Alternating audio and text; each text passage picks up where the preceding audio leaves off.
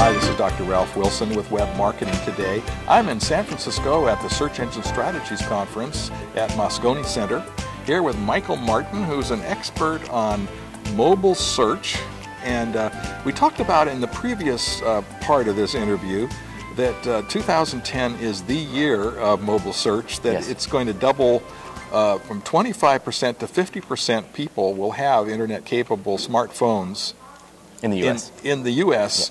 in the next year. Within the next year, yes. So it's just zoom really up. So what should I be doing for, say, if I'm a small to medium business, what can I do to get my site ready so it works well enough with mobile devices that it's not a hindrance to my business? Yes, I mean, the first thing is it comes down to SEO 101, keeping it in the family. There's .mobi sites and there's other businesses trying to say, we'll take your site and render it, but basically on their domain. You want to keep it within your own. So do I need a .mobi domain? I would recommend against that. Why? Well, again, you want to keep it within your domain, and the best way to handle that is through user agent detection. Okay, so tell me how user agent detection works. I'm searching for, say, a restaurant or something on my mobile phone here in San Francisco, right. And I come to a site. How do they detect my user agent, my browser? And that's determined through your phone's browser or WebKit. Yeah. And once that is recognized, your site can then render using mobile modified CSS that same page and layout essentially for those mobile devices. So you don't have that duplicate content, but you're making sure that it's mobile friendly and mobile recognized for the index. So our viewers may not know, but every browser has a signature that is recorded in the logs that identifies it. So when someone comes in with any kind of browser, I can tell what browser they come in with. And if it's a mobile browser, then I'll know that they're a mobile. So I detect them, and then I tell my website, use the CSS spreadsheet that's designed to display to mobile devices rather than the one that's designed to display to like desktop or laptop devices. Yes, and keeping it within the same URL. So that should have it SEO friendly and also accommodating for the mobile index that Google has by making sure you declare the correct doc type. Now, this works much more easily when you have a content management kind of website. I mean, the kind that small to medium businesses used to build were, page by page, kind of you had kind of a template and stick everything in it manually. But in the last few years, you build the template and you pull that content from a database to show within the template.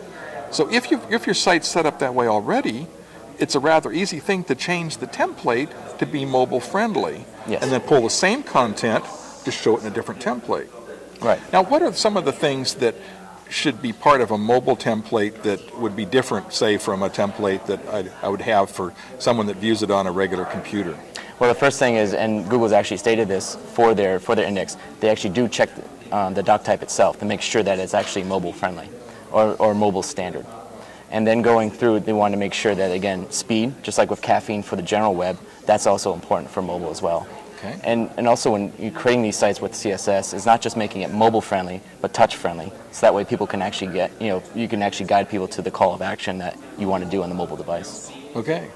Well, lots to think about, but now's the time. It sounds to me like small businesses that don't do this, particularly ones that are local businesses that someone might be searching for locally and wanting to just drive there and go there, they're going to find less and less people coming to their business this way, and their competitors are going to get it. Right, and this is for the here and now, and as well for the upcoming Web 3.0, the semantic and mobile web, and that's why microformats are also very important.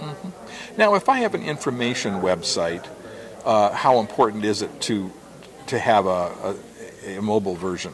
Well, predominantly over 50% of mobile search does have a local intent, but people at times are looking for information. And generally when it's on a mobile device, it's usually information they can get within 2 clicks. They're not generally doing a report and clicking on infinitum. So it's pretty much getting to that information centrally. How well do JavaScript and Flash menus work for mobile devices typically? I mean, really, Flash doesn't work except with Android as of late, Android 2.2. Okay, so don't have Flash on it. Unless everyone starts using Android, which is the direction it's quasi going. And how about JavaScript? Is it pretty universal on the newer devices now? It's actually integrated pretty well from what I've seen, and again, more so on the high-end devices. Okay. Hey, thanks for sharing with us, Michael. Tell me about your business and what you do. Sure. What I do is my background is in SEO, and what I've been doing is mobile SEO integrations as well as Android projects themselves. Great. Thanks so much. This is Ralph Wilson with Web Marketing Today.